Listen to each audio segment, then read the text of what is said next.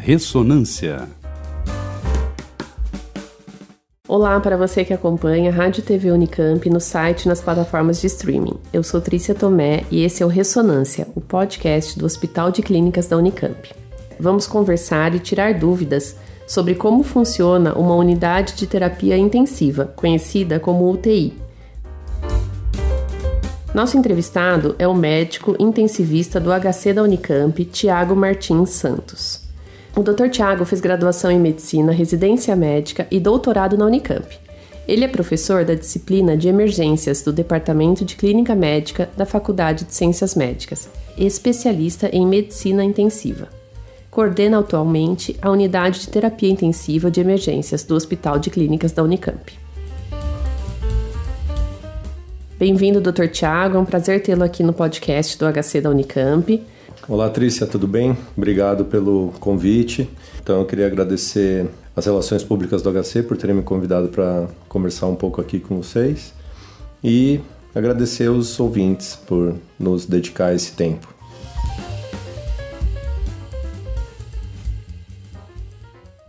Doutor, vamos começar nossa conversa falando um pouquinho sobre o dia a dia de quem trabalha numa unidade de terapia intensiva. Como é a rotina de quem trabalha numa UTI? Então, Trícia, o dia a dia da UTI é um dia a dia basicamente de rotação de plantão, né? Então, geralmente as rotações são às 7 da manhã ou às 7 da noite. Eventualmente os plantões da enfermagem rodam também no meio do dia, na hora do almoço. Basicamente, no início do plantão, a gente tem um momento que é bem decisivo, que é a da passagem do plantão, na qual a gente recebe as informações do plantão anterior, né? Esse é um momento bem crítico que a gente precisa ter acesso às informações essenciais do que foi feito, das admissões que foram feitas, eventualmente de pacientes que foram transferidos, das intercorrências que aconteceram. E aí, depois que a gente toma posse dessas informações, a gente checa alguns exames, alguns eventuais necessidades imediatas e vai examinar os pacientes. É muito importante a gente, o mais cedo possível, entender quais são os pacientes que estão mais graves, menos graves. Aí a gente passa uma visita, que ela pode ser multidisciplinar, que é ir de leito em leito com a equipe. Em hospitais universitários como o nosso, a gente inclui alunos e residentes também. Tenta incluir fisioterapeuta, enfermagem, né, esse tipo de outros profissionais. Quanto mais multiprofissional ela é, melhor. E aí define o plano terapêutico de cada paciente para aquele dia e também mais longitudinalmente, na semana. A gente sempre pensa o que falta para esses pacientes terem alta, quais são as necessidades deles mais imediatas, em vários aspectos, né? Eventualmente até não só as necessidades médicas, mas esse aqui eu preciso conversar com a família, esse aqui está precisando de um apoio psicológico, espiritual e assim por diante. E aí outro ponto importante é a prescrição, né? Os medicamentos que a gente tem que colocar na prescrição e ficar em stand-by para ver como é que eles vão se sair, se vão ter alguma intercorrência durante o dia. E aí, eventualmente, a gente faz admissões, faz das altas, tem o horário das visitas, que é importante também. Todo mundo que já teve um parente na UTI ou que já ficou internado sabe que tem esse horário da visita. A gente passa um boletim médico e espera o horário do plantão para se preparar para passar o plantão da mesma forma que recebeu. É basicamente isso. Professor, quais equipamentos o paciente fica ligado ou pode ficar ligado, né, durante a sua permanência na UTI? Bom, Tris, tem diversos tipos de aparelho, né? Aliás, a gente foca muito nisso, né? Que a UTI é um lugar assim que a pessoa fica conectada. De fato, ela fica, né? Então, tem um monitor multiparamétrico que, como o próprio nome já diz, ele mede diversos sinais clínicos. Então, a frequência do coração, o tipo de ritmo que o coração está tendo, a saturação, que é a quantidade de oxigênio que está dissolvida no nosso sangue, a frequência respiratória. E os monitores, eles podem até medir coisas mais avançadas, como através de um catéter que você coloca dentro da artéria pulmonar, você pode ter medidas da circulação pulmonar, inclusive. Tem o ventilador mecânico, né, que também é muito frequente na UTI, então quando a pessoa não consegue respirar por conta própria, a gente precisa colocar na ventilação mecânica. Ele também tem diversos sinais que a gente acompanha, né? E tem outros aparelhos mais avançados que nem todo UTI tem, que a gente pode também lançar mão, né? Tem alguns aparelhos de circulação, não é circulação, não, é de respiração extracorpórea, que alguns serviços têm. Tem monitores de pressão de dentro do crânio, que a gente chama de monitor de pressão intracraniana. Então, os monitores e os aparelhos que a pessoa fica conectada depende do tipo de indicação que ela tenha, ou seja, do motivo pelo qual ela está na UTI. E quem são os profissionais que ficam monitorando o funcionamento desses equipamentos e do paciente? O médico fica ali 24 horas, né? Além da equipe médica. No Brasil a gente tem que ter médico e profissionais de enfermagem 24 horas. A enfermagem, os técnicos, né, e os profissionais enfermeiros e enfermeiras são 24 horas. A gente tem, então, a monitorização ela é contínua, né? Mas o monitor em si, ele é um aparelho, né? Então ele tem um propósito, que não só a gente saber o que está acontecendo, mas a gente tentar antever o que pode acontecer. Eu acho que isso é até mais importante do que a monitorização ali. Não adianta eu só ficar olhando, bater o olho no monitor e não fazer nada com aqueles dados. Eu preciso transformar eles em curvas de tendência, para essas curvas de tendência me mostrarem para onde o paciente está indo, entendeu? Então, por exemplo, a gente pega a folha de controle, que é onde os profissionais anotam os sinais vitais. É muito comum a gente olhar aquela folha de controle e não ter, que é uma folhona grande assim, com todos, hora a hora, os resultados da frequência cardíaca, da pressão e tal. Se eu não olho aquilo criticamente, eu posso deixar passar, por exemplo, uma infecção grave que está fazendo a pressão cair, a frequência do coração subir, a saturação cair, assim por diante. Então, quem monitora são recursos humanos, é o pessoal da enfermagem, da fisioterapia. Por exemplo, a físio, ela olha bastante os parâmetros respiratórios. Então, se você pegar a folha de evolução deles, tem toda a parte respiratória, né? Não com tanta ênfase para a parte do que está no monitor multiparamétrico. Na enfermagem, ao contrário, tem bastante coisa no monitor multiparamétrico, mas não tanto do ventilador. E por aí vai. E aí, o importante é pegar essas informações e transformá-las numa informação maior, né? Tipo, como se fosse, brincando assim, fazer um suco com aquelas informações. Acho que isso que é fundamental para a gente antever o movimento das doenças para tentar cuidar da melhor forma, né, dos pacientes. A gente consegue falar quais casos que o paciente precisa ir para uma UTI, assim, ou isso é muito, muito aberto, assim? Não, tem indicações bem... Tem vários critérios, né? Então, os critérios que a gente usa, por exemplo, no pronto-socorro, além de saber o que está acontecendo com aquela pessoa, se ela está com uma doença grave ou não, existem critérios de prioridades de internação, que são do Conselho Federal de Medicina, mas baseado na literatura internacional. Então, a gente divide esses pacientes em basicamente 5 grupos. Aí a gente divide de 1 a 5, mas é uma divisão só para organizar, porque se você for ver mortalidade, a do 1 não é menor que a do 5, por exemplo. Quer dizer, a do 1 é menor que o 5, mas a que tem maior mortalidade é o 3. É meio confuso em relação à mortalidade, mas é assim. O prioridade 1 é o paciente que precisa imediatamente ir para a UTI, então ele já está em ventilação mecânica, ele está com algum remédio que precisa de monitorização contínua e assim por diante, então ele precisa de UTI imediatamente e ele tem bom prognóstico. Ele não é candidato a nenhuma limitação terapêutica. A prioridade 2, ele está na iminência de precisar de UTI, então, por exemplo, ele está em insuficiência respiratória, mas não foi entubado ainda, mas provavelmente vai precisar. Então, ele pode vir a precisar de UTI e tem bom prognóstico também. O 3, ele precisa de UTI igual ao 1, ou seja, imediatamente, mas ele já não tem bom prognóstico. Ou ele já é talvez candidato a alguma limitação terapêutica, ele tem, por exemplo, várias doenças crônicas, já com prognóstico menos favorável, assim por diante.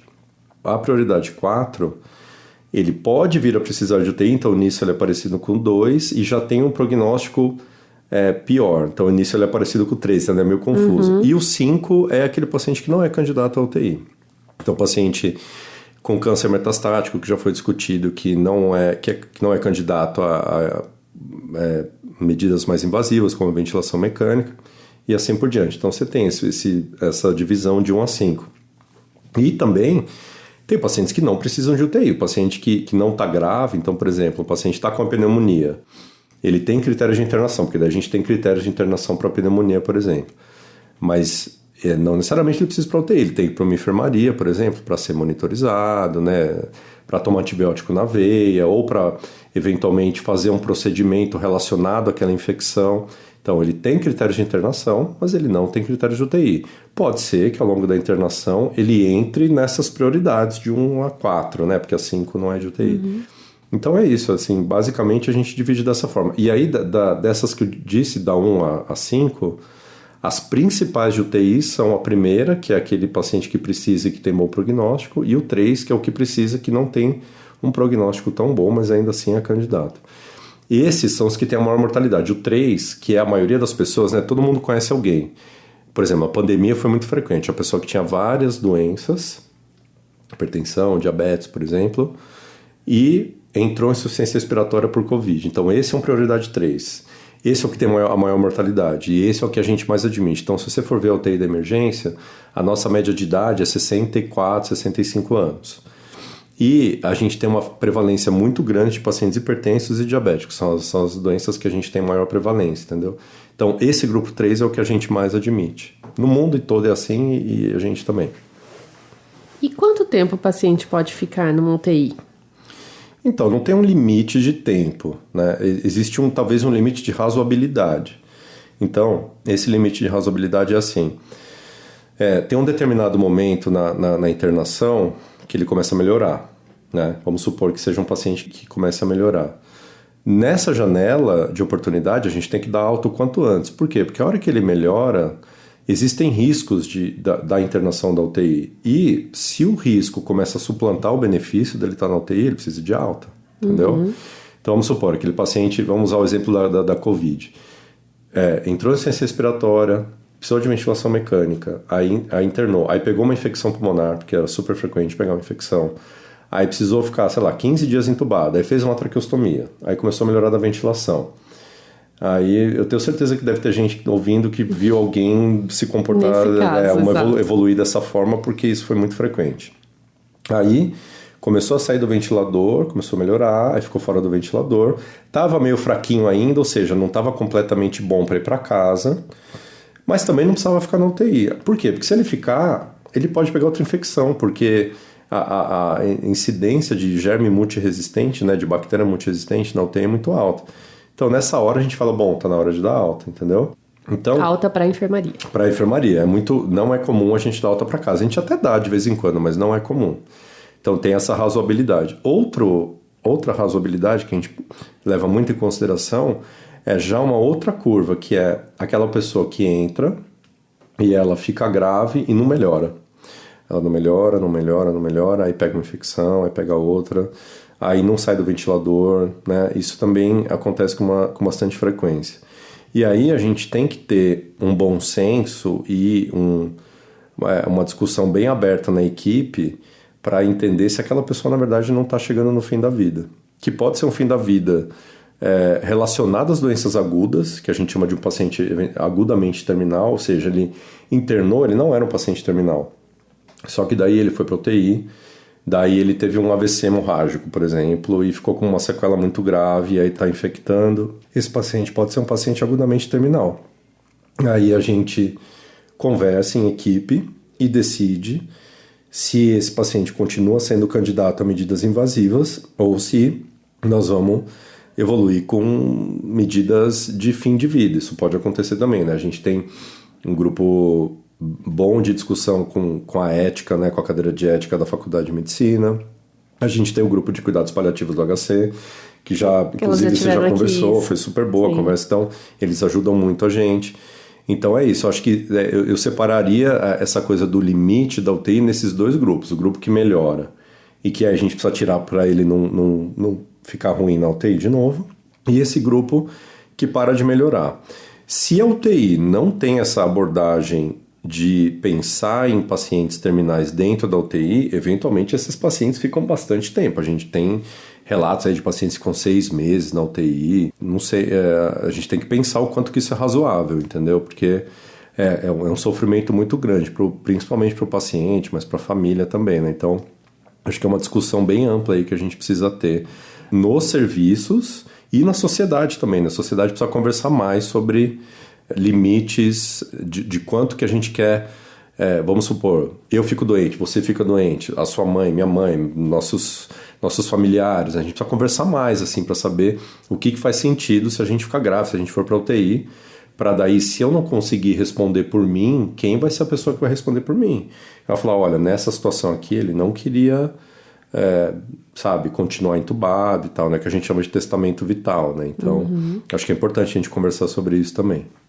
Dr. Tiago, aproveitando que você falou sobre pacientes terminais e tudo isso, a gente tem casos irreversíveis, então, né? Em que os equipamentos precisam ser desligados, né? Isso é feito sempre com a concordância da família? Como que funciona isso? Assim, que eu acho que isso é um meio tabu, né? Eu não sei tanto se é um tabu, mas existe um medo das famílias de que isso possa acontecer, né? Não estou dizendo nenhuma família assim em relação à nossa UTI, o que aconteceu com a gente, mas a gente percebe que isso faz parte do imaginário, vamos dizer assim, das pessoas, né? E a gente faz sempre todas claras. A gente nunca faz nada sem a anuência, sem que as famílias saibam o que está sendo feito. Então, isso já é um preceito básico, assim, né? Essa transparência em relação ao que a gente quer fazer e o que precisa ser feito também. E aí, sim, tem situações em que o cuidado ele vai culminando com a retirada de medidas de suporte orgânica, vamos dizer assim. Eu não gosto nem de falar suporte vital, porque tem situações, por exemplo, morte encefálica. Na morte encefálica, o que acontece? O cérebro, ele morreu. Ele está numa situação ali que ele não tem mais vida, não chega mais sangue nele, ele está inchado. Não volta mais. Não volta mais, ele parou de funcionar, ele desligou e isso é irreversível, né? Isso é irreversível. Tanto isso é irreversível que os outros órgãos começam a também ficar descontrolados, porque a gente não... o nosso encéfalo, né, que é o andar de cima do cérebro, e uma parte que é mais de baixo aqui, que é atrás aqui da orelha, da mandíbula, a gente tem um cérebro escondido ali atrás. Quando essa parte morre também, que entra na definição de morte encefálica, o controle dos nossos órgãos também cessa. Então o coração começa a bater descompassado, o rim para de funcionar e assim por diante. Isso no Brasil é uma indicação formal de ou manutenção desse suporte dos órgãos para doação, se a família concordasse, se o paciente quisesse, ou então para suspensão dessas medidas de suporte orgânico, certo? Mas mesmo nessas situações, a gente conversa com a família, a gente explica que, primeiro que perante a lei a gente não pode manter aquela pessoa naquela situação, até por uma questão de dignidade, né? Afinal de contas ela não está mais viva, né? Para as pessoas mais religiosas, uma boa analogia seria assim: o espírito ou a alma, se eles moram em algum lugar no nosso corpo, eles moram no cérebro. Então, se o cérebro para de funcionar, a pessoa, aquilo que a define, as características dela, né, da personalidade, não estão mais lá e não vão voltar, entendeu? Então, é uma forma talvez, às vezes, útil da gente conseguir explicar isso para as pessoas entenderem. Então, a gente tem que ter esse cuidado nessa situação mais extrema que seria a morte encefálica. Então, isso é um caso em que a suspensão das medidas de suporte orgânico está indicada. Então, tem esse contexto. Tem outros contextos que não são tão extremos quanto a morte encefálica. Então, é isso. A gente vai tendo uma percepção, e a gente tem critérios para isso, de que a morte é inevitável para uma determinada pessoa, e aí a gente vai, ao longo de alguns dias, e essa decisão ela nunca é imediata, entendeu? Ela vai, e ela é passível de revisão também. Então a gente vai percebendo que aquela pessoa, que a maior chance é dela morrer. Então a gente começa a ter essa segurança de que os tratamentos estão fazendo mais mal do que bem. Então a gente faz uma reunião entre nós primeiro, com as equipes. Se a gente sentir a necessidade de chamar o pessoal da ética ou dos cuidados paliativos, a gente chama também. A gente sempre conversa com a família e discute. Aí existem vários caminhos que podem ser feitos. Tem um caminho que olha, ela está recebendo esse tratamento. Se ela piorar, nós não vamos colocar nenhum tratamento a mais, mas nós não vamos retirar o que está sendo feito. Então a gente vai respeitar o curso de agora em diante sem, da doença, sem a introdução de novas medidas. Tem um outro caminho que é começar a retirar. Então, a gente acha que um determinado remédio não está fazendo bem e está fazendo mal, a gente suspende, entendeu? Até o ponto que a gente pode suspender a ventilação mecânica. E isso é outro ponto que gera bastante dúvida, não só para as pessoas, mas até para a classe médica mesmo. Tem gente que acha que é eutanásia. Eu suspender a ventilação mecânica é eutanásia. Não, é diferente. É importante entender a diferença conceitual. Eu retiro a ventilação mecânica. E o que eu estou dizendo é a nossa equipe, a equipe, né? A equipe suspende a ventilação mecânica quando a gente entende que aquela pessoa está no fim da vida, é irreversível o quadro, a ventilação mecânica está fazendo mal, a ventilação mecânica está prolongando a morte de forma a não fornecer nenhum benefício e que, portanto, sendo um tratamento que faz mais mal do que bem, ele tem que ser suspenso, ele deve ser suspenso. Mesmo assim, a gente chama a família, a gente explica isso, a gente vê como a família se sente, dá um tempo, como eu falei, essas coisas não podem ser feitas assim de uma hora para outra, né? As pessoas precisam poder refletir um pouco sobre isso. E aí, a família nos dá um retorno e se houver concordância, a gente faz. Mas se a família não se sente confortável, eventualmente a gente nem traz a possibilidade. A gente fala, aqui, nessa situação, a gente até poderia fazer extubação paliativa. Se a gente não sente que a família está disponível para receber esse tipo de proposta, vamos dizer assim, né? A gente nem faz. A gente vai tendo um tratamento mais contemplativo, a gente vê como é que a pessoa vai melhorar e tal.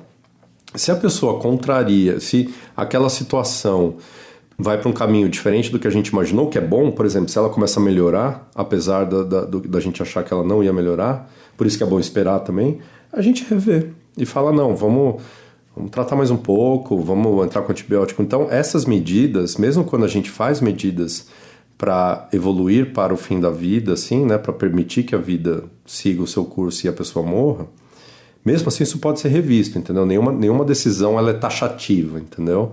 Elas sempre são passíveis de revisão. Não é abandonado, né? Porque acho que a família fica com essa...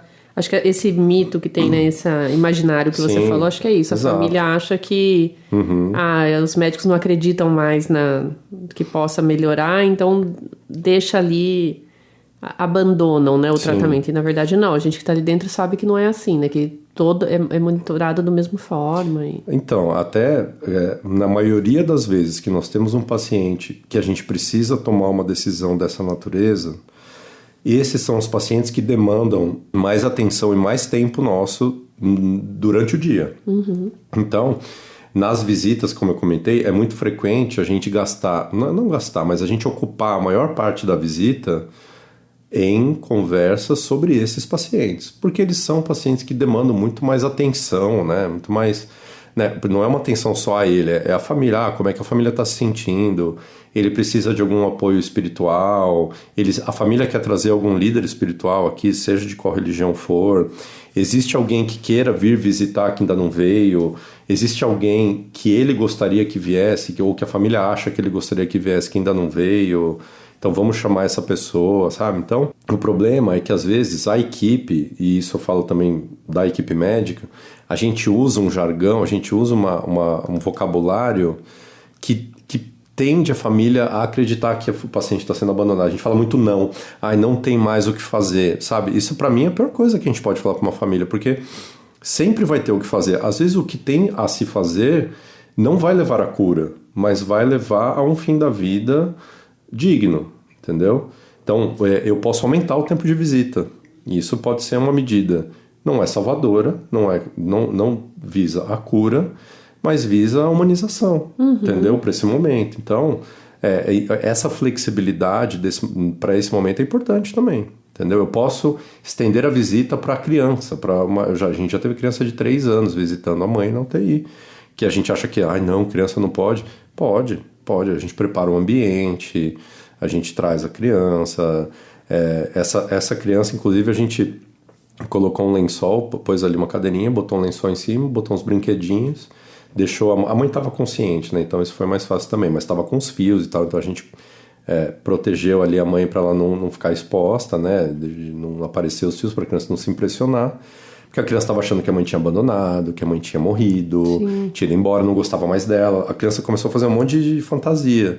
E ela viu a mãe e acabou. Deu 5 minutos, estava brincando.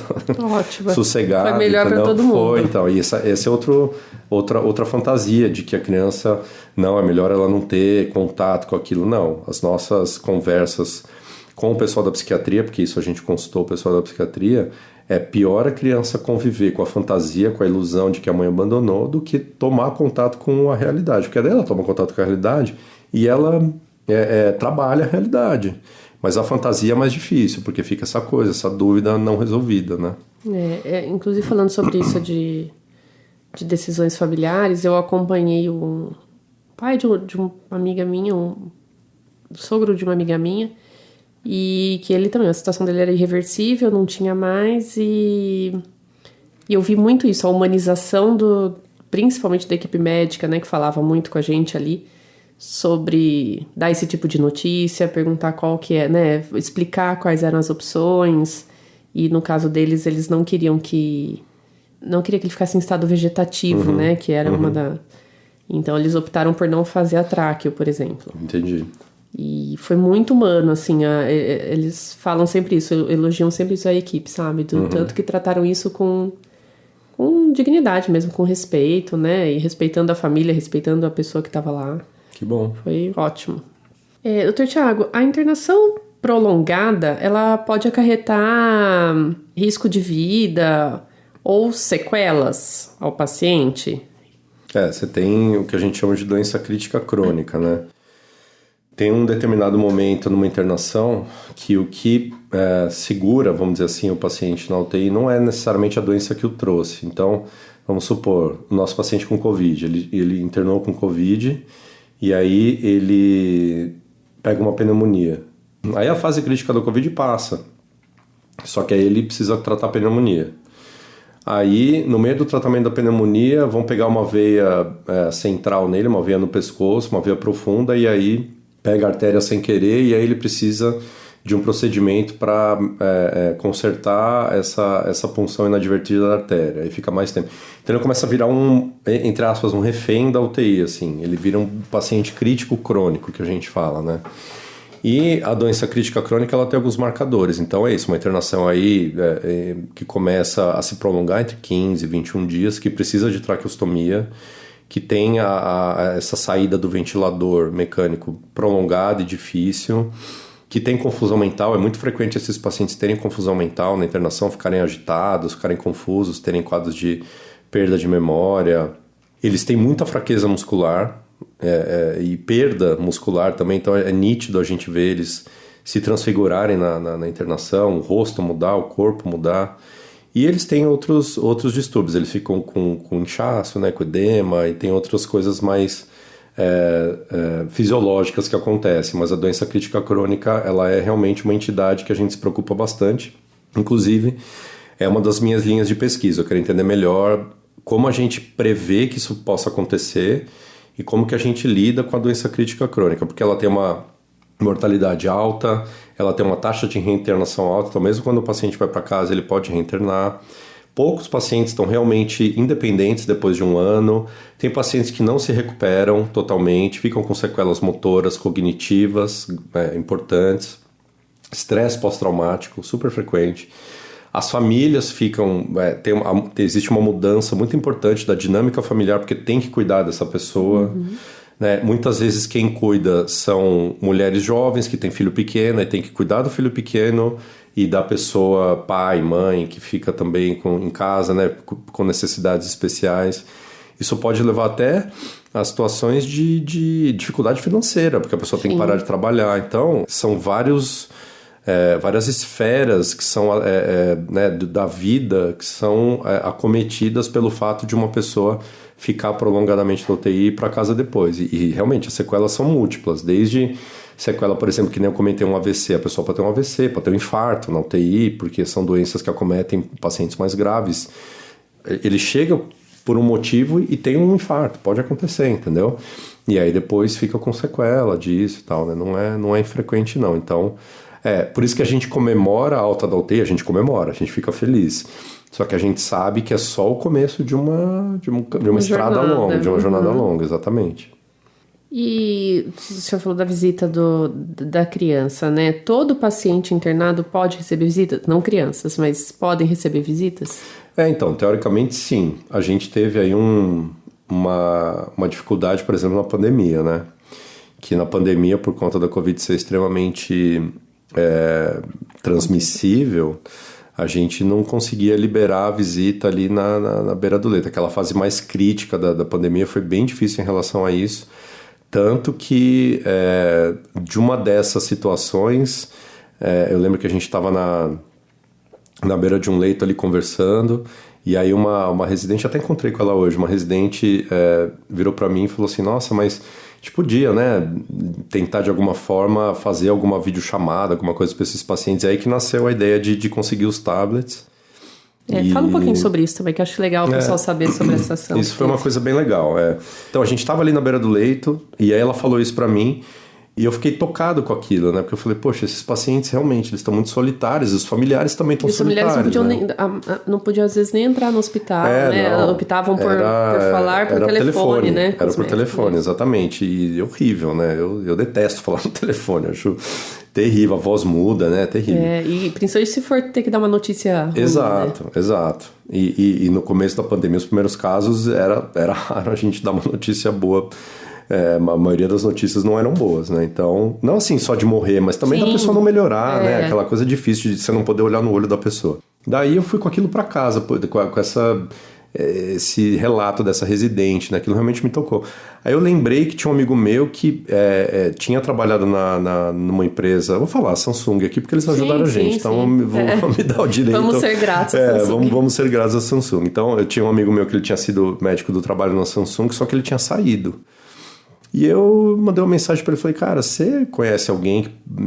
Mandei a ideia e ele me passou lá um contato da Priscila, que é da RP da Samsung, e ela super comprou a ideia também, adorou a ideia, e eles fizeram a doação de 24 tablets pra gente, pra esse tipo de situação, até que a gente... Uma graça, Priscila, um beijo pra ela, super. Que a gente... E Priscila Shibata. Ajudou muita gente, isso. E aí a gente foi até receber esses tablets na reitoria, tava lá todo mundo de máscara na reitoria e tal, a EPTV foi e tal. E aí a gente começou a fazer as videochamadas, né? E aí mudou muito, assim, eu lembro de poder, e inclusive as videochamadas a gente fazia conversas, não só com o familiar que estava aqui em Campinas. Eu lembro que uma vez eu fiz uma videochamada com uma pessoa em Portugal. Nossa. Então, era uma filha aqui, outra em Portugal, e a gente conversando a respeito do paciente. E aí depois, inclusive, com o pessoal da engenharia elétrica, o Rafael Ferrari, que é docente da engenharia elétrica, a gente fez um robozinho, inclusive, né, que era um robô teleguiado, que o controle remoto era um programinha que você baixava no celular, e a gente botava o tablet na beira do leito, e a gente tinha um controle com o computador, e aí filmava a pessoa e a família. Uhum. Então a gente fez um projeto em relação a isso, submetemos a comitê de ética para ver se estava tudo certo e tal, mas até isso a gente fez, né? Então, para evitar esse contato direto, até nesse ponto a gente chegou do tablet, depois o robozinho e tal. Então foram coisas porque bem... acho que essa interação, né, da família também com o paciente é muito importante, né, para a recuperação dele. Com certeza. Né? Teve um projeto também, depois eu vou até chamar as meninas da enfermagem também para um podcast, que foi as cartinhas também, né? Não, foi sensacional que as cartinhas. A família escrevia e mesmo com o paciente entubado, desacordado, né, elas liam para eles, né? Foi bem legal. Uhum. Mas só para terminar a sua pergunta, então, a gente tem um horário de visita. Na UTI a gente fez toda essa digressão para falar da pandemia, que foi uma dificuldade a visita na pandemia, mas sim, existem 2 horários de visita, e de manhã e à tarde, e o boletim médico é dado num desses horários, geralmente à tarde. Mas existe uma tendência hoje no mundo a que a horário de visita seja liberado o tempo todo, assim, que as pessoas possam ficar ao lado dos pacientes o tempo todo, desde que não haja contraindicação, né? Mas no HC a gente ainda não conseguiu dar esse passo, mas isso é uma tendência mundial. Doutor Tiago, algumas pessoas acham o ambiente de uma UTI hostil. O que o senhor acha disso? Trícia, o que acontece, né? A UTI, ela tende a, vamos dizer assim, despersonalizar uma pessoa. Por quê? Porque ela não usa as roupas dela, ela é meio que uniforme o que a gente faz em termos de monitorização, então todas elas ficam com o monitor igual, enfileiradas dentro do posto. Então, para as famílias, isso realmente é muito impactante, assim, né? Por exemplo, uma pessoa que tem que operar o cérebro tem que raspar a cabeça. Imagina, uma mulher raspar a cabeça. Uma vez eu cuidei de um senhor, pode parecer brincadeira, mas ele era Papai Noel do Shopping Dom Pedro. Nossa. E aí a gente precisou raspar a barba dele. E aí, porque tava lá com uma dificuldade de acesso central e o lugar do pescoço tinha muito pelo e tinha um risco grande de infectar.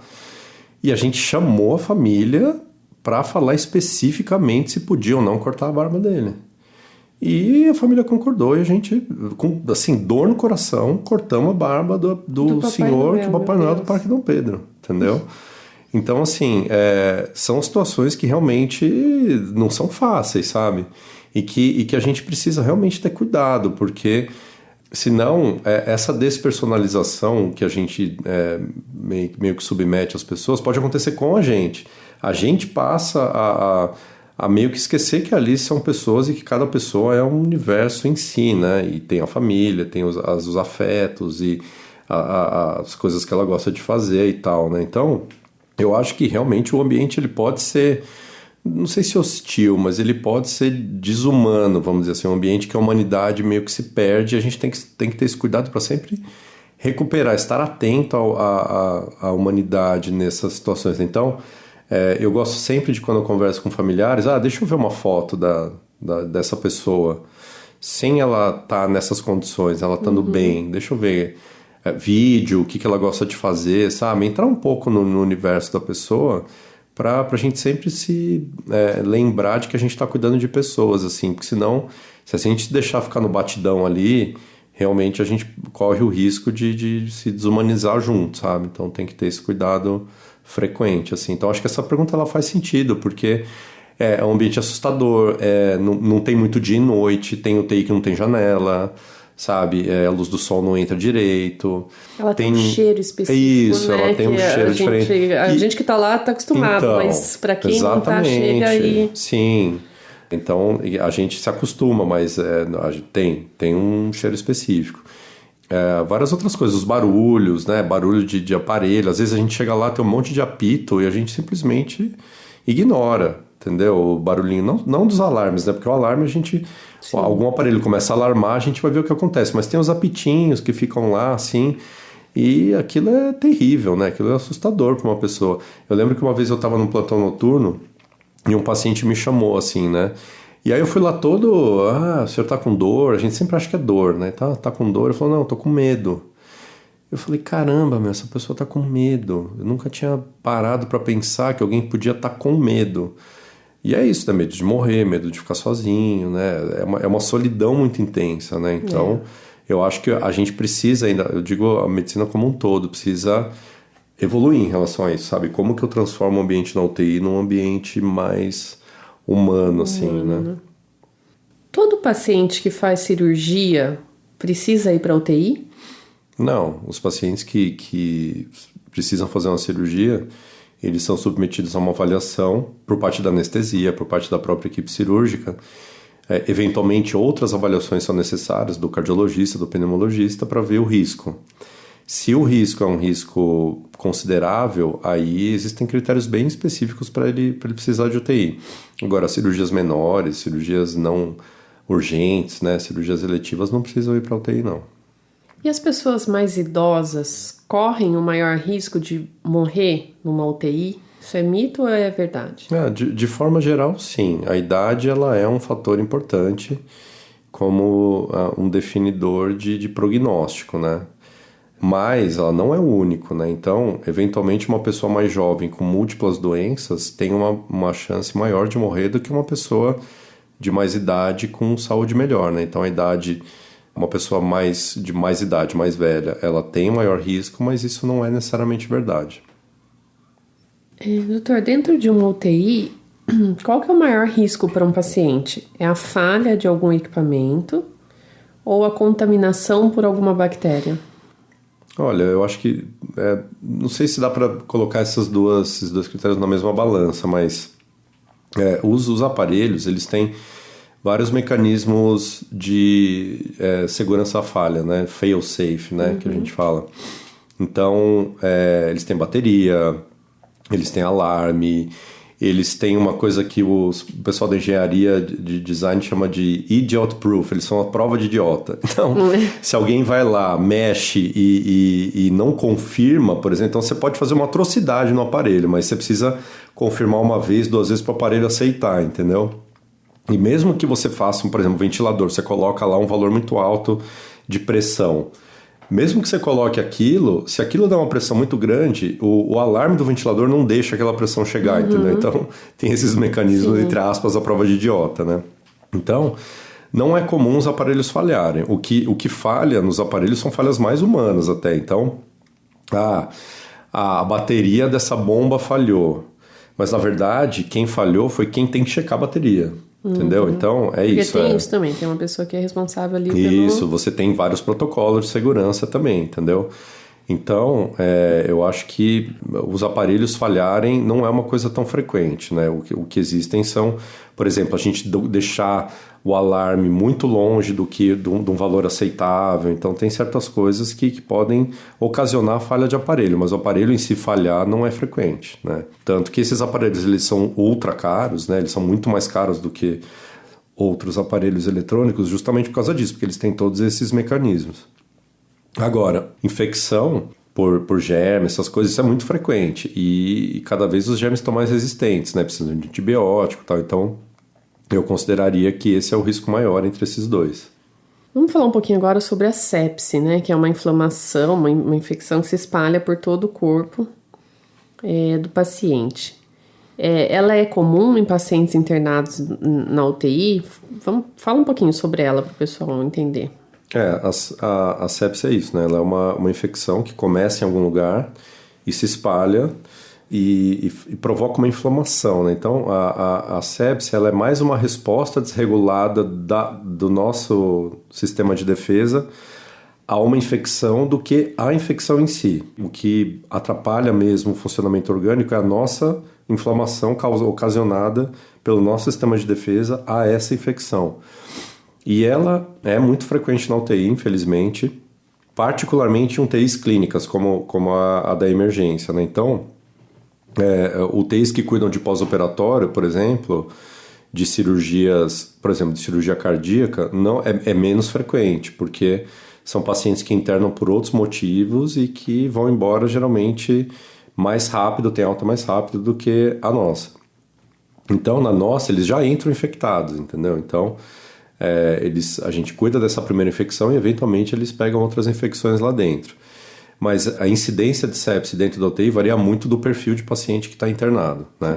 Então, se é pediátrico, se é adulto, se é uma UTI clínica versus cirúrgica, se dentro das UTIs cirúrgicas, se é cirurgia com contaminação ou não. Então, por exemplo, cirurgia abdominal, por exemplo, cirurgia do trauma, então uma pessoa leva um tiro na barriga e aí perfura uma alça intestinal, o nosso intestino, a parte de dentro dele tem bactéria, então você tem uma infecção ali por causa disso, entendeu? Então depende muito do perfil da unidade que o paciente está internado e o motivo pelo qual ele internou, mas é realmente frequente. E ela é reversível? A sepse é reversível? Ela é potencialmente reversível, mas ela pode evoluir com choque, que a gente fala, né? Que aí é quando a pessoa fica com a pressão mais baixa, ela pode piorar muito a parte respiratória, pode fazer o rim parar de funcionar. E aí, conforme você vai somando essas disfunções orgânicas, conforme os órgãos vão parando de funcionar ou vão funcionando muito mal, a probabilidade de morrer aumenta.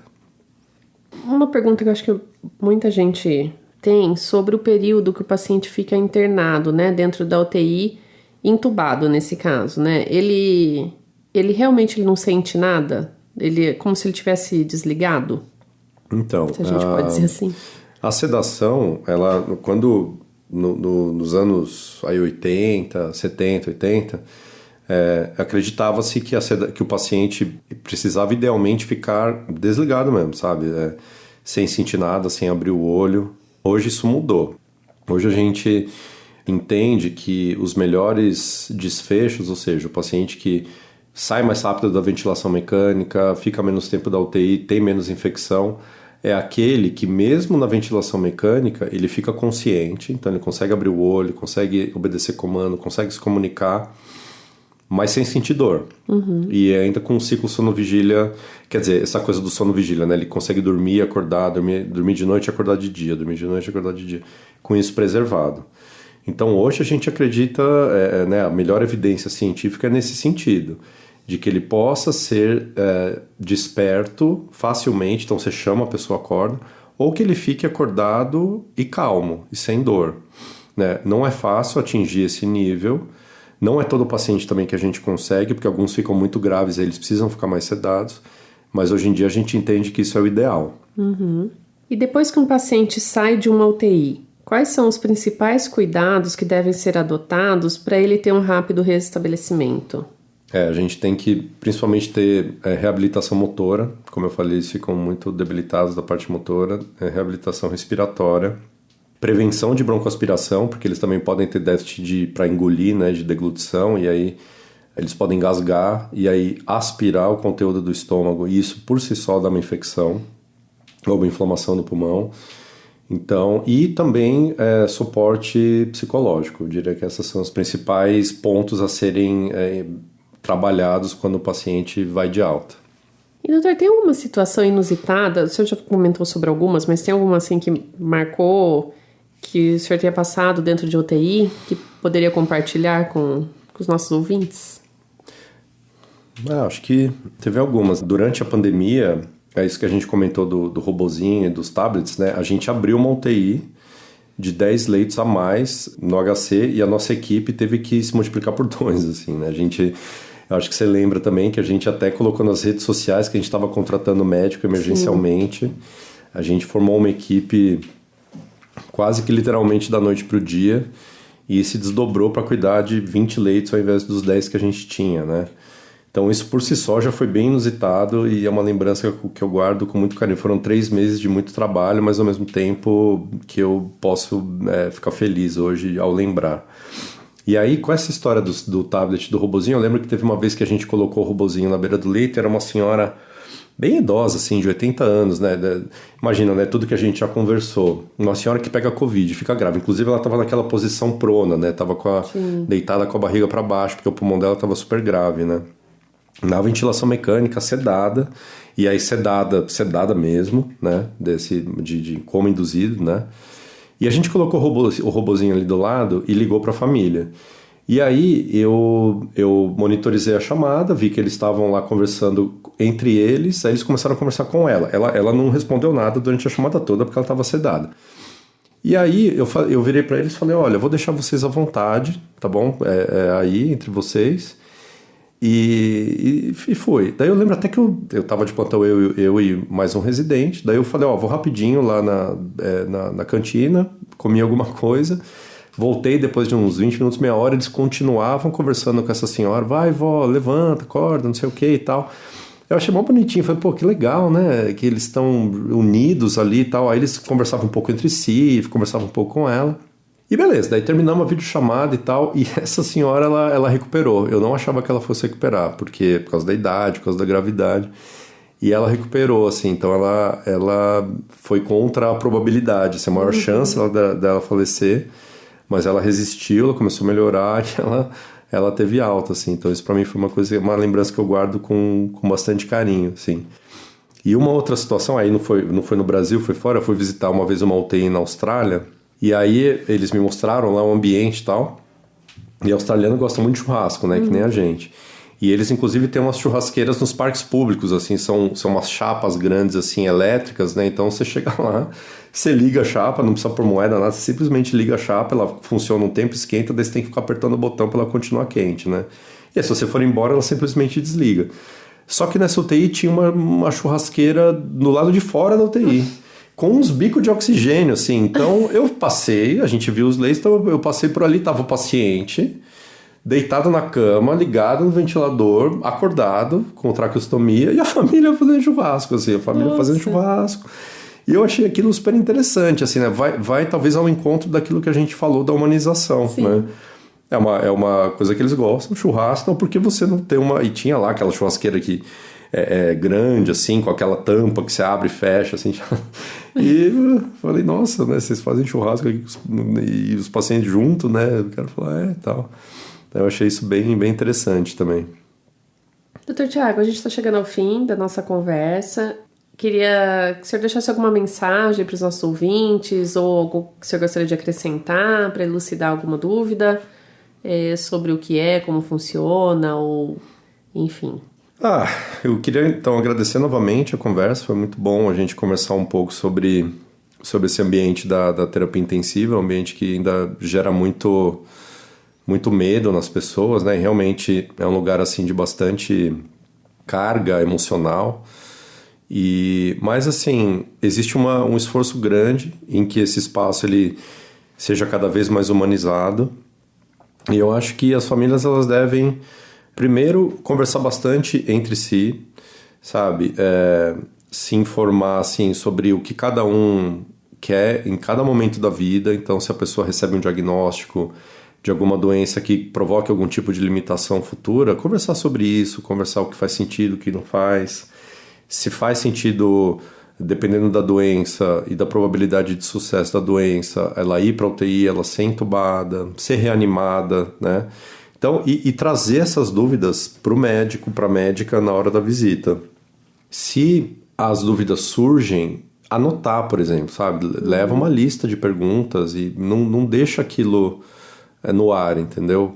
Conversar entre si, conversar com a equipe e realmente ter uma postura assim de olha, eu quero saber, eu quero ser informado e tal, e eventualmente não se contentar só com aquele boletim médico que é passado, que é meio automático, o ventilador tá assim, a droga vasoativa tá assim, não, falar, olha, como que tá sendo cuidado, ele tá sendo bem cuidado, eu posso, sei lá, trazer o pijama que ele gosta, eu posso trazer o travesseiro que a pessoa gosta, eu posso trazer tal pessoa para visitar, posso trazer eu quero trazer o líder espiritual da minha religião, sabe? Tomar pé mesmo do que pode ser feito para humanizar aquele cuidado, para não deixar aquela pessoa sozinha. Uhum. Posso aumentar o tempo de visita? Não posso, entendeu?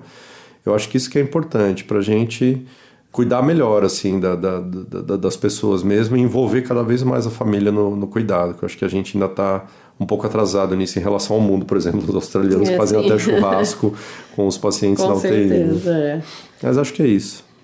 Tá bom, doutor, muito obrigado pela participação, espero tê-lo novamente em outro episódio e agradeço a todos os ouvintes pelo tempo aí dispensado a nós. Valeu, pessoal, agradeço também a presença aí de todo mundo no podcast e até a próxima. Pode me chamar que eu venho. Tá bom. Esse foi o Ressonância, o podcast do Hospital de Clínicas da Unicamp, em parceria com a SEC, Rádio TV Unicamp, para falarmos sobre saúde, bem-estar, qualidade de vida e outros assuntos da área médica que impactam a vida das pessoas. Trabalhos técnicos de Otávio Silva. Acompanhe os nossos canais de comunicação no portal unicamp.br, no site do HC em www.hc.unicamp.br e nas nossas redes sociais. Obrigada e até o próximo programa.